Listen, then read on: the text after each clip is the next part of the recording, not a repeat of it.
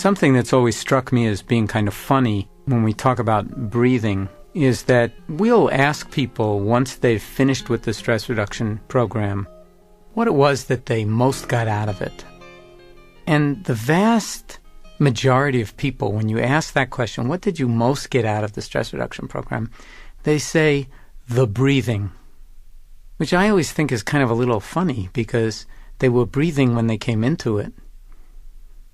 So what do they mean by the breathing? What they really mean is that there's something about paying attention to your breath, about awareness of breathing, that is really powerful. And that was news to them. They learned that. And they didn't learn it by listening to me. They learned it by connecting with their own breath and then sustaining that connection over time and recalling it every time it gets ruptured by the mind going off and doing something else. Now, if you practiced in that way while we were doing this little exercise, my guess is that your mind wandered a lot. And the chances are that you may have been surprised by that. And you thought, well, maybe if I decide I'm going to put my mind on something, that it will stay on that something. But that's not usually the case for people. And people are quite surprised to discover that even if you really want to will your mind on the breath, the mind has a life of its own. It has a will of its own. It just goes off here, there, everywhere, and it does whatever it feels like. So part of meditation practice really is a discipline because it's involving taming that sort of chaotic energy of the mind to a degree, and only to a degree. You're not trying to shut down that energy. You're not trying to stop the waves of thinking. You're making space for them to happen, but you're sustaining moment-to-moment awareness while they're happening. And the breath becomes a clever and useful and convenient anchor for your attention. Something that you can connect up with and that will hold you close to the present moment. But you're not trying to shut off your thinking. That will just give you an enormous headache. Yep, I'm going to make my mind blank, just as in that comic that I was referring to. You're not trying to shut off your thinking. That would be similar to deciding that you didn't want the ocean to wave anymore, so you're going to just put a big sheet of plexiglass over it and stop all the waves. Not too smart. The mind's nature is to wave, to go here, to go there, to want this, to not want that, to get very excited at times. There's a certain turbulence. Sometimes it's calmer than others. We've all experienced this. All you need to do is get into bed sometime when you've got real important things to do the next day and you've been sleep deprived to some extent for the past few days, and you really need to sleep. Only just as you're about to go to sleep, some thought makes its way into your mind, and that thought leads to another, and that thought leads to another, and before you know it, you're absolutely wide awake, but you got to get this body to sleep. And if you try to force yourself to go to sleep, you know what that does. It just makes you more awake. We all know how to let go into sleep, otherwise we would never get any sleep. It's a letting go. But when we get really stressed, the first thing to go is sleep. And it doesn't help to struggle with it, to try to force it. So it's the same with the mind and the breath. When the mind is turbulent, just let it be turbulent and stay with the breath, not to exclude the turbulence of the mind, but to hold the turbulence of the mind so that the breath becomes part of that big pot of mindfulness that I was talking about. And whatever comes up in the mind, chaotic or no, emotionally charged or no, just is held in the pot, and we ride the waves of the breath while all this other stuff is unfolding. So when people say that what they got out of the stress reduction program is the breathing, there's an awful lot that they're talking about, but it's kind of funny the way they say it. Rilke wrote a beautiful poem, translated by Robert Bly, that pulls together a lot of the feeling around not only the breath, but all of the running around like crazy, doing that we are so engaged in, and at the same time failing in some way to remember who we are and who's doing the doing, and then waking up to it at a certain point and affirming what it is about life that's actually going on underneath the surface of all our thinking and our busyness and our ideas. It goes like this. My life is not this steeply sloping hour in which you see me hurrying. Much stands behind me. I stand before it like a tree. I am only one of my many mouths, and at that, the one that will be still the soonest. I am the rest between two notes, which are somehow always in discord, because death's note wants to climb over, but in the dark interval, reconciled, they stay there, trembling, and the song goes on. Beautiful. The song is life itself. The dark interval reconciled. It's like holding the entirety of what comes up in the mind and in our lives in a way that actually holds the discord and the rest simultaneously. And in the reconciliation, in the harmony, the expression of life is a kind of a trembling with vitality and with awareness. This moment, just as it is. The space between these two notes, with my whole history behind me, all of those moments up till now, I stand before it like a tree in this moment. T.S. Eliot says the same thing in the Four Quartets. Not known because not looked for. Not known because not looked for, but heard, half heard in the stillness between two waves of the sea. Exact same thing. Stillness between two waves of the sea. That stillness is always present. One of the things we learn by following the breath is when the mind is really choppy and turbulent for whatever reasons, rather than trying to shut off the waves of the mind, which gives you a big headache and will never be of any use, you can drop down underneath the waves. Just as you could go down underneath the waves of the ocean 20 or 30 feet, it's just gentle undulations, stillness. You can drop down in the mind underneath the choppiness and the turbulence at the surface, the agitation, the anxiety, the whatever is going on, and find that the stillness, that space between two notes, is always present. There's no moment that it's not here. That's why you don't need to get anyplace. This is the whole of this piece that ends the Four Quartets. We shall not cease from exploration, and the end of all our exploring will be to arrive where we started and know the place for the first time. Through the unknown, remembered gate, when the last of earth left to discover is that which was the beginning. At the source of the longest river, the voice of the hidden waterfall, and the children in the apple tree, not known because not looked for, but heard, half heard, in the stillness between two waves of the sea. A condition of complete simplicity, costing not less than everything. And all manner of things shall be well, when the tongues of flame are infolded into the crowned knot of fire, and the fire and the rose are one.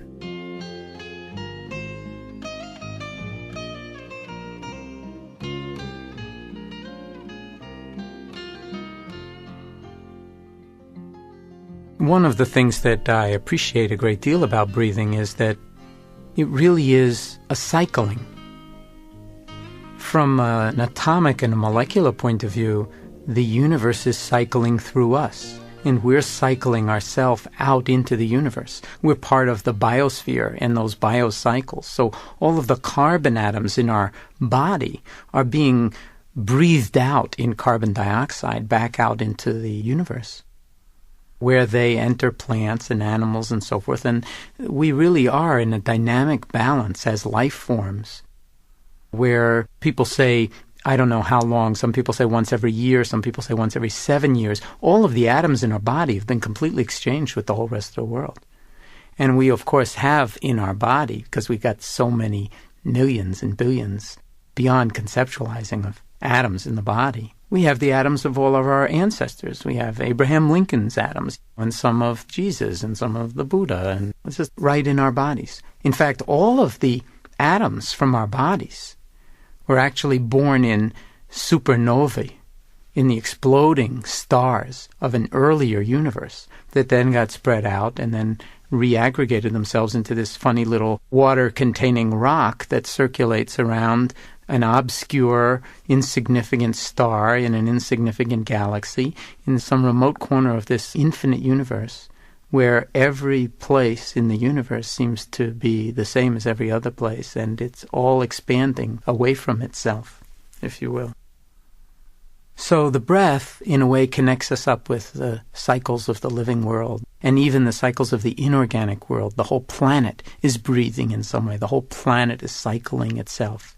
And our bodies are part of that. They are born, they come into existence, this remarkable collection of atoms and energy that brings with it a certain kind of form. And then it lives for a while and then moves on. And one of the ways it moves on before we die is, of course, if we pass on our genes to our children. And so life is actually constantly moving through us. And the breath is symbolical of that. It holds that. It's very beautiful in that way. And I like the image of the waves on the sea rising up and falling back. And you could think of one's whole life as one wave in the ocean rising up out of the universe, being still a part of it, but we have our own individual identity in this body, this life, this social security number. And then it falls back, rises and falls back. We call that a lifetime, the rising and the falling back. So as Einstein said, there's no time at which we're actually separate, but we can often think of ourselves as being separate in that way. Right in the simple old breath, you could say right beneath our noses, there's a gold mine that we take completely for granted. And we don't even have to follow it out for millions and millions of breaths before we come in contact with this order, with this pay dirt, although it usually does take some time to perceive the power in the breath, which is why in some way you have to practice meditation. But when you do, you'll see that it's right here, embedded in every breath, right in this one. All we need to do is deepen our observing skills and our patience in order to be able to contact it, to make contact. Yogis have known this for centuries, and there are actually in yoga elaborate spiritual sciences involved with the breath. And it's also at the core of all meditative practices in all meditation traditions.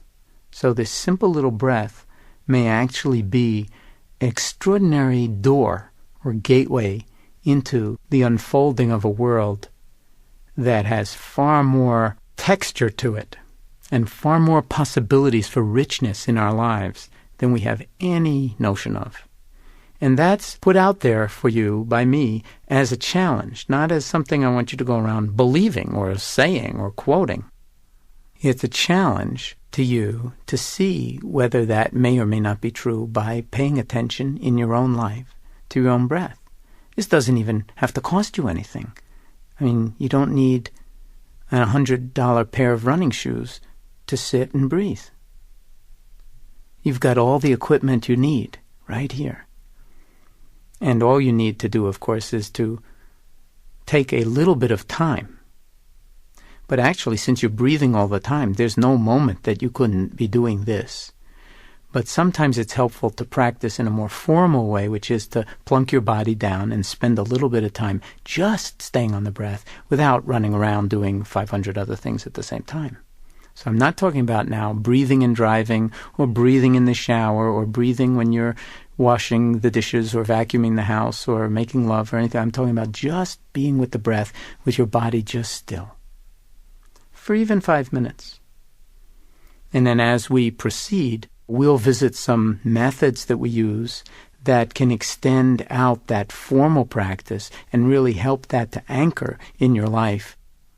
What's most important in cultivating mindfulness is mindfulness in daily living. Mindfulness as you're living your life and running your errands and doing all of the things that are involved in really being who you are, but being awake for it at the same time and experimenting or playing with what the different qualities are that are available to you when you relate to your life in this way. So I'd like to give you a few recommendations to just sort of play around with as your day unfolds. And one of them would be to see if while you're, say, walking down the street or walking down the hallway at work, that you can be in touch with your breath as you're walking. Or you're standing at the elevator, to just touch base with the breath. Oh yeah, I'm breathing, here I am, and feel it. And it's not thinking about breathing, it's just feeling it. You can try it at any time of the day. You can try it driving. You can try it at home, doing anything. To just touch base from time to time with the breath and remind yourself. It's like reconnecting. Here I am, right in this moment, standing firm, owning, if you will, the central axis of your being. 1 or 2 breaths is enough. Now you can also play around with observing the quality of your breath without trying to change it in any way when you get emotional. Because the breath is really tightly tied into our emotions. A big sigh. It says something. It's a big statement. And if you start to listen to your breath, it can tell you about your mood states. It can connect you up with things. Say when we get angry, the breath does a very interesting thing. When we feel hurt, the breath does very interesting things. When we feel rage, the breath does the interesting things.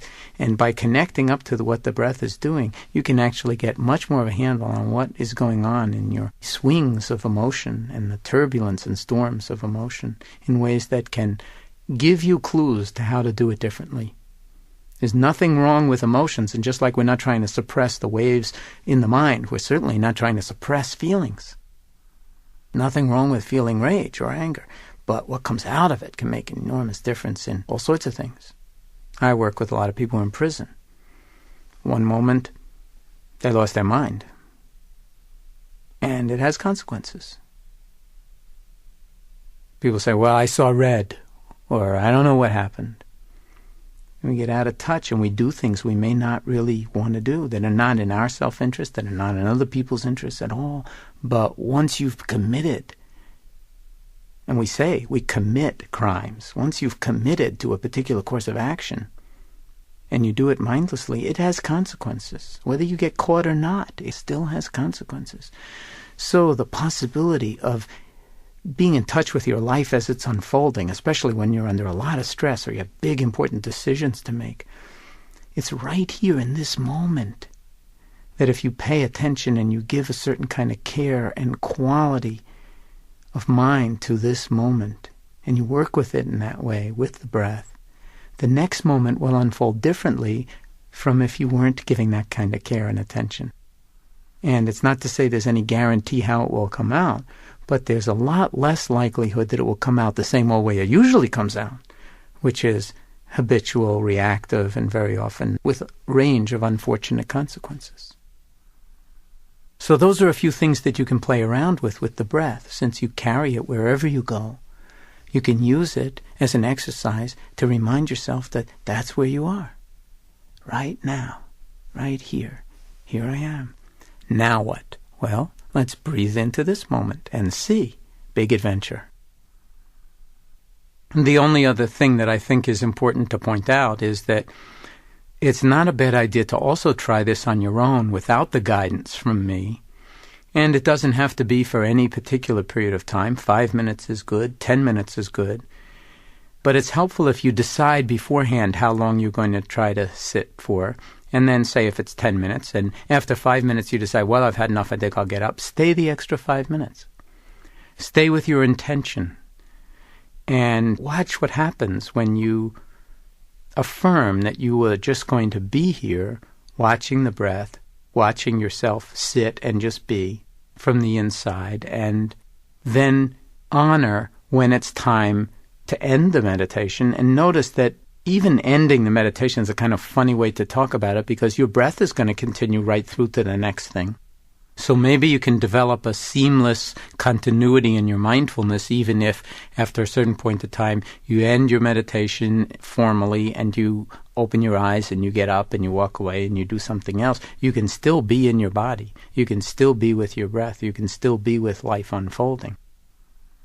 Just as I was suggesting with the pay dirt analogy, there really is tremendous power in this, but it's yours to discover for yourself. No one can do this work for you. It's something that you have to assume as a challenge for yourself if you care to.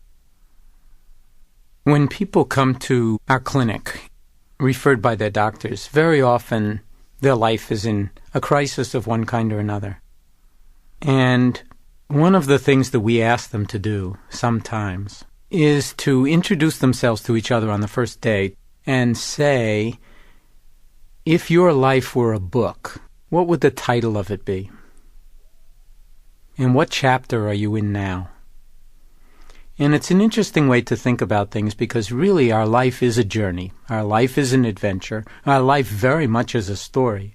But that story can be told many, many different ways. And very often we edit and censor our own stories quite a bit. And there are points in our lives where we really feel lost or overwhelmed or facing very, very dark and clouded time, or we can feel dark and clouded in ourselves. And very often when people come to the stress reduction clinic, they are expecting to learn something useful to help them deal with all of the things that they are facing and carrying. And a lot of that has to do with feeling like, I don't know what to do next. I don't know where to go. I'm feeling lost. And that can bring up tremendous feelings of panic, tremendous feelings of hopelessness.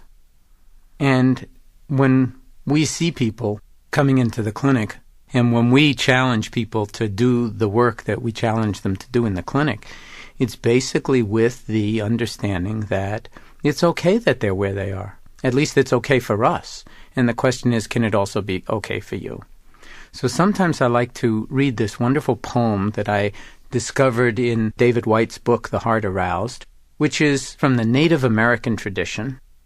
It's about what a Native American elder tells the younger children what to do when you're lost in the woods. And this is a metaphor of a certain kind, because Dante, in the beginning of the Divine Comedy, the first lines are, in the middle of this road we call our life, I found myself in a dark wood with no clear path through. Lost. And it's kind of a metaphor for a lot of us in the course of our lives. There are times that we don't know where we're going. And we don't know exactly where we are. And our message is that that's okay. Where is it written that you can't be lost sometimes? Or it's not okay to be confused? Confusion is a perfectly wonderful mind state, just like boredom or just like anxiety or just like joy or happiness. It's just another mind state. It's like the weather, like clouds. They come and go. Storms come and go. And storms come and go in the mind, as we'll see more later. So here is this poem that's called Lost, from the Native American tradition. What we tell the children when they find themselves lost in the woods. Stand still. The trees ahead and the bushes beside you are not lost. Wherever you are is called here, and you must treat it as a powerful stranger, must ask permission to know it and be known. The forest breathes. Listen. It answers, I have made this place around you. If you leave it, you may come back again, saying, here. No two trees are the same to raven. No two branches are the same to wren. If what a tree or a bush does is lost on you, you are surely lost. Stand still. The forest knows where you are. You must let it find you. So the meditation practice is really standing still. You're taking a stand. Sometimes we take a stand sitting, and we'll call that sitting meditation. Sometimes we're taking a stand lying down, and we're doing lying down meditation. Sometimes we're taking a stand standing, and we call that standing meditation. But what taking a stand really means is allowing yourself to be still and to be present. If what a tree or a bush or your body or this moment or your child does is lost on you, then you are surely lost. So the adventure of mindfulness is making sure that what the world is offering to you is not lost on you. And if you think you're lost, that's okay. It's perfectly fine to think you're lost. It's just another thought. Sometimes you'll be lost, sometimes you'll be found, and sometimes the adventure of being lost leads in places that are very, very important to come to. And that's what the whole Divine Comedy is about, in fact. Dante had to go down into despair and into a nightmare, into what he called the inferno, before he could come back up and understand or see the view from the mountaintop. Sometimes you have to go underground, and it can seem like, my God, I've been down so long it looks like up to me. That inner work, sometimes feeling depressed or helpless or hopeless, you can even hold that in mindfulness in a certain way that will honor its energies, that there's some kind of cooking going on, there's some kind of deep simmering going on, a rearrangement of your atoms and molecules in some way that will eventually lead to coming out back into the light, but a new you coming into the light because you've been through this tempering process that involves heat, it involves a certain amount of burning, it involves a certain amount of rearrangement, and it's not always pleasant. Stand still. The trees ahead and the bushes beside you are not lost. Wherever you are, it's called here. And you must treat it as a powerful stranger, as a powerful stranger. Must ask permission to know it, to know this here, and be known. The forest breathes.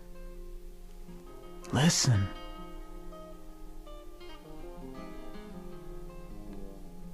If what a tree or a bush does is lost on you, if you can't listen that way, you are surely lost. Stand still. The forest, the world, knows where you are. You must let it find you.